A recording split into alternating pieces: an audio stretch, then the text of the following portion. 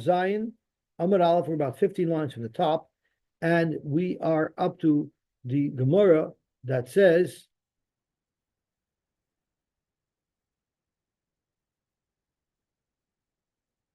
Itmar.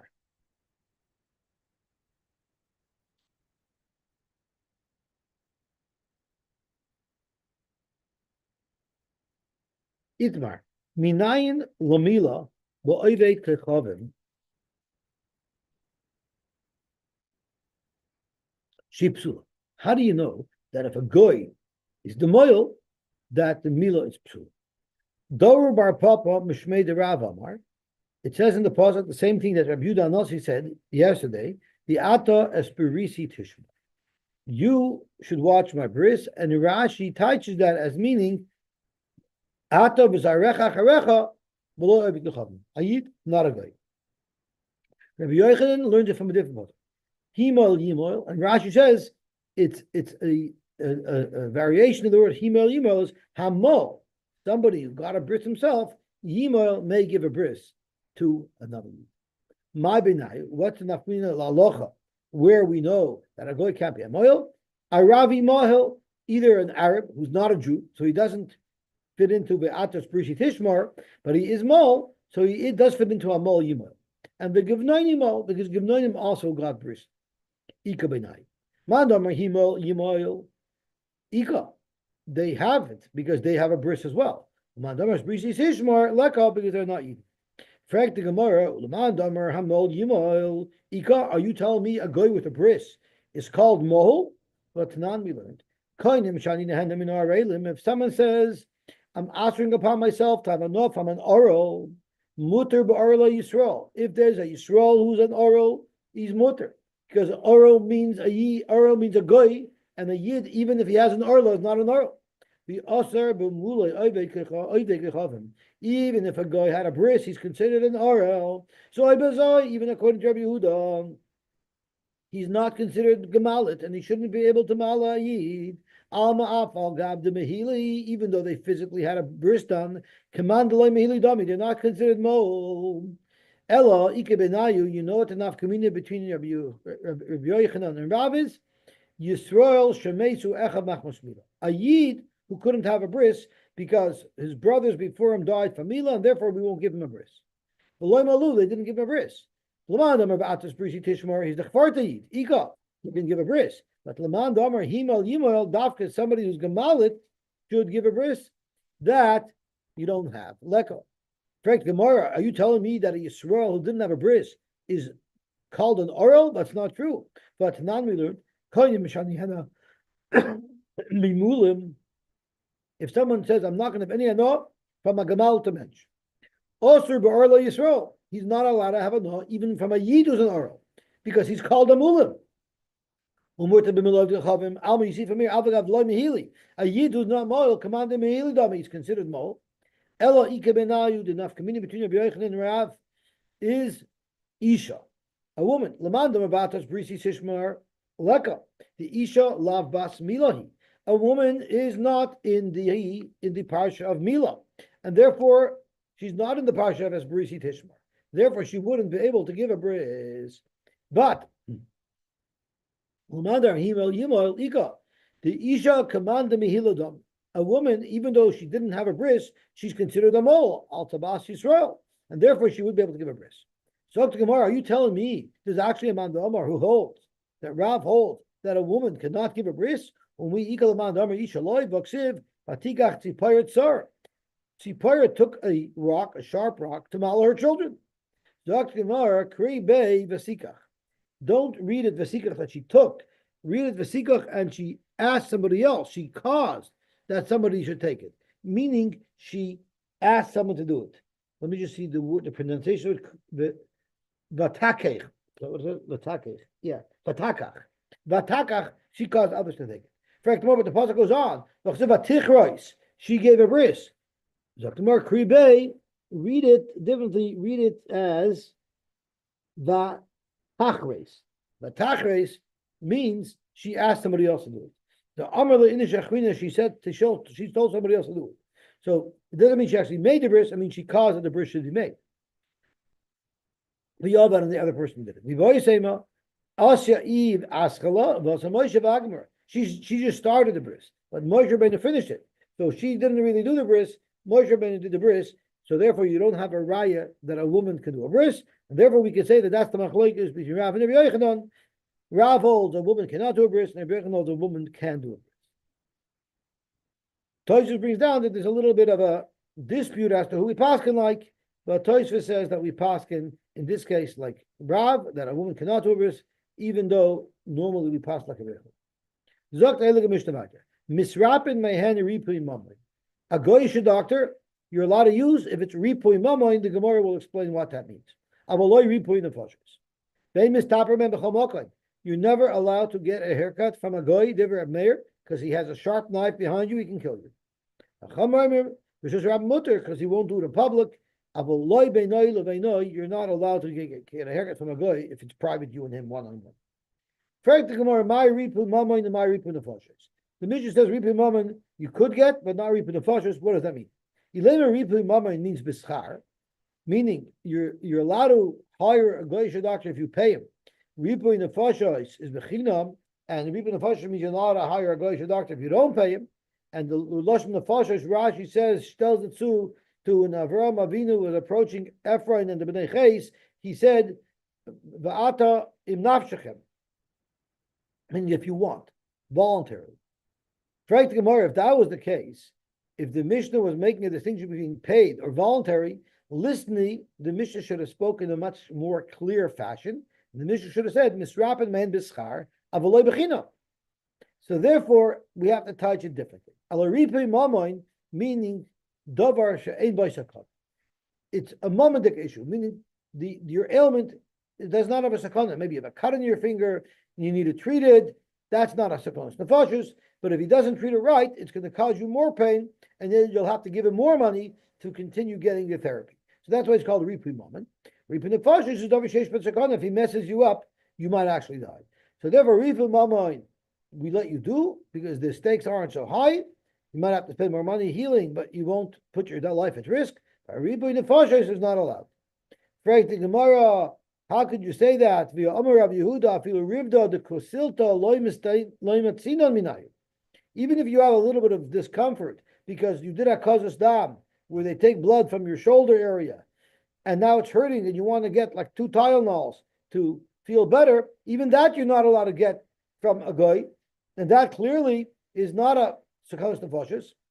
And if you're learning our Mishnah that you're only not allowed to get treated for a davar that is sakanos nefashos, how is Rabbi Yehuda going to stem with the Mishnah? Ela ripui mamoin means behemtoi. The only thing you're allowed to hire a goy to is be a veterinarian for your behemoth. Ripui nefashos is anything on yourself, gufei, and that's also even if it's something as simple as rivda de kuslisa. Behind you, Rabbi Yehuda, afilu rivda de kusilta loy matzina minai. Amar b'chista amar ukfa avol amar loy. If he told him sam ploini yofaloi, if you just asked him for advice to give you a prescription, or Shamploni Raloi, mutter that you're allowed to rely on a goyish doctor for, because he won't mess you up. You know why? Because he knows that he is not the only person that you're asking. I'm sure you're going to speak to the pharmacist as well. Savash Yuli Mashaloi. He's merely asking. He's not doing a treatment, he's just suggesting a drug. The petitioner, the chayil, will ask somebody else.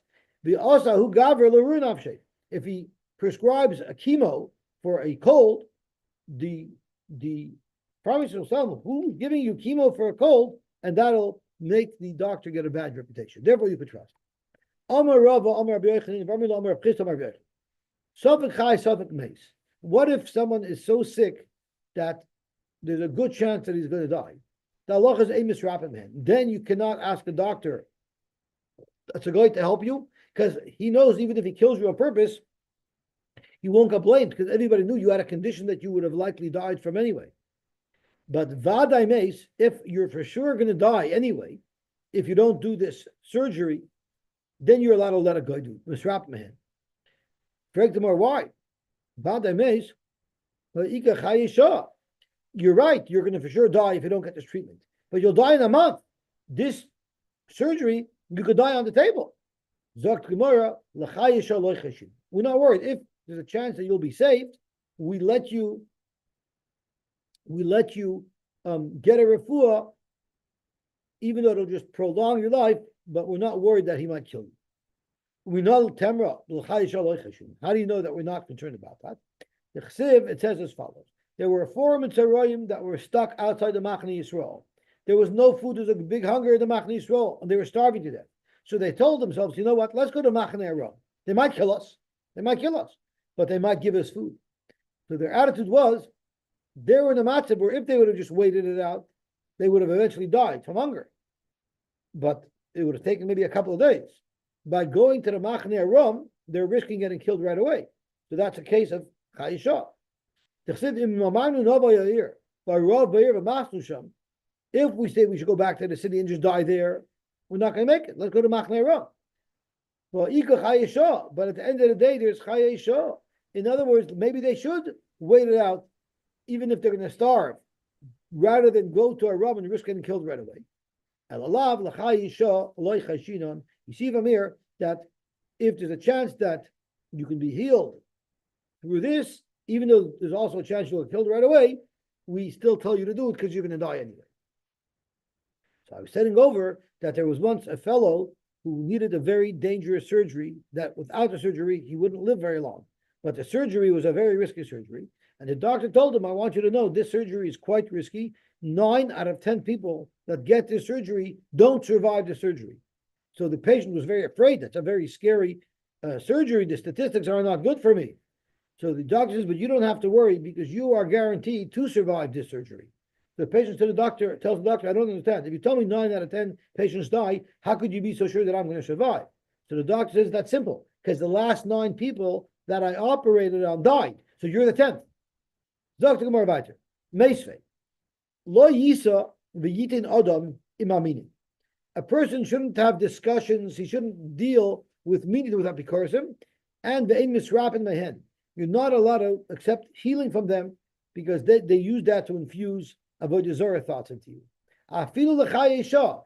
Even if you're going to die anyway, we still don't let you go to the goy. So that's fair, because we just said that l'chayesha, we would let you go to the goy, yet here it says you cannot go to a min, even l'chayesha. And Ma'aseh ben Dama ben Achayesha Rabbi Shmuel's nephew, whose name was Ben Dama, Shekisei Nachash, he got bitten by a venomous snake and he was dying. And somebody had a Eitzah for him. Somebody had a antivenom. Uba Yaakov Ish Kfar Sechanya, who was a Talmud of Yoshka. They say this is James the Apostle, according to Dr. Henry Abramson. L'Rafoisa, he had a solution. And he said, I'm bringing you from my Rebbe, from Yoshka. Yoshka saves everybody. I'm going to heal you with the powers of Yoshka. Rabbi Shmuel said, don't take the refuah from this min. Rabbi Shmuel Achi.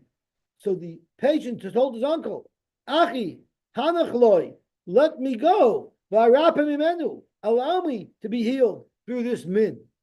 I'll bring you a raya from the Torah that I'm allowed to accept medical help from this apikoros. When he said those words, he didn't say where you see this in the Torah. Right when he said the word mutter, the last word that he said was mutter. Umeis, and he died. Kara Allah Rabbi Shmuel. Rabbi Shmuel said about his nephew, Ashrecha ben Dama. Fortunate are you, Ben Dama, Shegufach tahar, your body is tahar, v'yadata nishmascha b'tahira. And what was the last word you said? Mutter. Mutter is a word of tahira, and therefore you were zoicha. And v'loyavarta al divrei chaveirecha, you weren't over on the gzeira that your chaverim said, don't take medical attention. From amin, shall you oimrim, that they would say you weren't allowed to, and had you taken the medical attention, upayr together, yishchenu nachash, your punishment would have been that you got bit by a venomous snake. Zok to Gemara, so you see from here, even l'chayisha. So yes, sorry, just to interrupt. So, is it because the in those days the science wasn't clear and they all had to call on to their Avoda Zara for assistance? Doctors were not atheists like they are today. Actually makes a distinction between stamazoi taking medical advice from a min, which is allowed, but if the min says this is holy water from Yoshka and that's how you're going to get saved, only then are you not allowed. That's not a doctor. That's what do you call it? That's a shrink, not a shrink, but those A miracle worker. miracle workers or rebbes, right? So that's what Rabbi Shmuel was outlining here. But if it was a regular refuah, you would be allowed to take. Okay. So Because we say chachma begoyim, right? yeah, and that would be allowed. It's just what's not allowed is if it's doing it with Hashem Avodah Zara.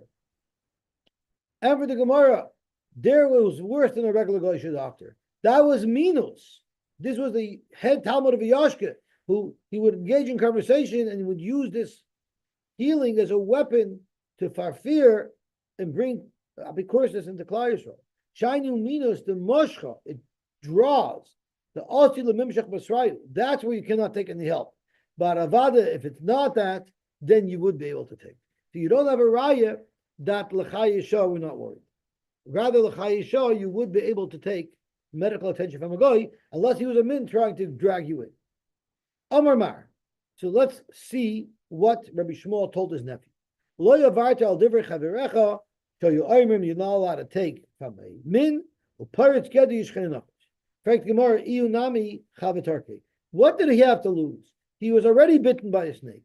So if the guy would have healed him, you're afraid he would be bitten by another snake? The guy will heal him from that too. He knows how to heal snake bites. That's what we're talking about. A regular snake bite, yeah, he might have had the anti-venom for it. But a snake bite that has the venom of a pirate's gather, that no venom could help for. So therefore, the guy couldn't have helped him for that. So it's better that he should live with a venomous snake that maybe he could survive, because he for sure could never possibly survive the bite of a venomous snake that comes from pirates' gather. He was about to bring a raya from a pasuk that he was allowed to accept medical attention from this min. What was the pasuk he was going to quote? The Torah says you're supposed to live with your mitzvahs, not die, and that's what he was going to bring. So that's a good kacha. So how come Rabbi Shmuel didn't listen to that pasuk? Because Rabbi Shmuel hanimili b'tzinah. B'tzinah there's a din of a chai b'hem. But for hesher, where it could lead to achil Hashem, there you're not allowed to accept a refuah from a guy. The Tanya we looked at Brayse. Hoyer Rabbi Yishmael Omer minayin shim oimim loy laadam avoid avodas kechavim ba'alte harek. Do avodah zara or else we will kill you.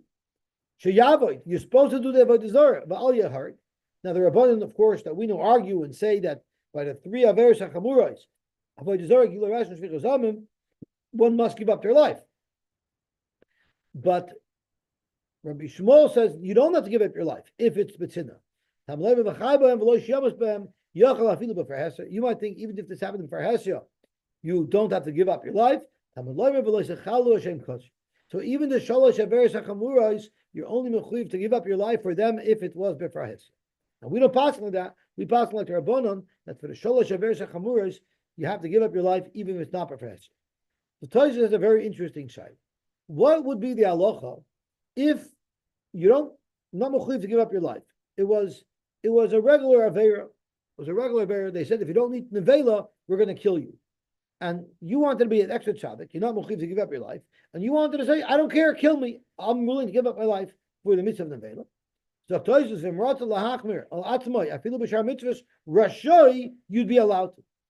The Rambam argues on this, and the Rambam says if you're not mechuyev with the harag val yava, like a nishon nevela, and you allow yourself to be killed, harezem is chayiv b'nafshay. Now, how can you be mechayiv misa if you were killed already? Chayiv b'nafshay means she's neshama. It's a very damaging thing. It's like suicide if someone allows himself to be killed when the Torah does not mandate it. So that's it's a very big machlok. Let's just finish to the bottom. If someone receives a makkah that's life-threatening, and therefore he's allowed to be mechal Shabbos for it, ain't this man, such a makkah you're not allowed to get help from a guy with. Or Amar Yochanan, I'm sorry, Kol Makkah Shel Chalal. If it's a makkah that's an internal damage done, Ein Misrapin Mehen, you cannot use a guy to help you. That's called a Sapanas Napash. My Beinai, what's the difference between Makkah Shel Chalal and Makkah, the first term of Makkah Shel Chalal Shabbos? Ikabenayu gav hayad the gav hareg. Rashi says, my benayu, it's the same one, gav hayad, the mechal and Shabbos. You're allowed to be mechal Shabbos for an injury on your hand because it could be life threatening, even though it's not an internal injury. So gava yad the gava regel. No Rabbi bar Mastam Rab gava yad the gava regel. Harayin kamaka shel halal. They are considered dangerous. Umachal nalen the Shabbos, and therefore, if you're machal Shabbos for it, you wouldn't be able to use a goy for it. But if you learn that it has to be davka maka shel halal, then you would be able to get a goy to help you. So as Rashi says, machal Shabbos al b'shein shel halal l'lishna kama ein misrapin. You're not allowed to go to a goy because it's dangerous. Aval lishna basa it has to be shel halal, it has to be internal misrapin because it's on your hand, it's not internal. The hoil umischazi. What's the logic behind it? Because since we could see the treatment that this guy is doing, ichazi the makalkalba. If we see that the treatment that the guy gave is actually harmful, he can wipe it off and he could be saved. Therefore, you would be allowed to be treated by a guy for such an ailment. Baruch Hashem, we were zeicha to finish Daf Chav Zayin, and tomorrow we should have the strength, koyach, to learn Daf Chav Ches.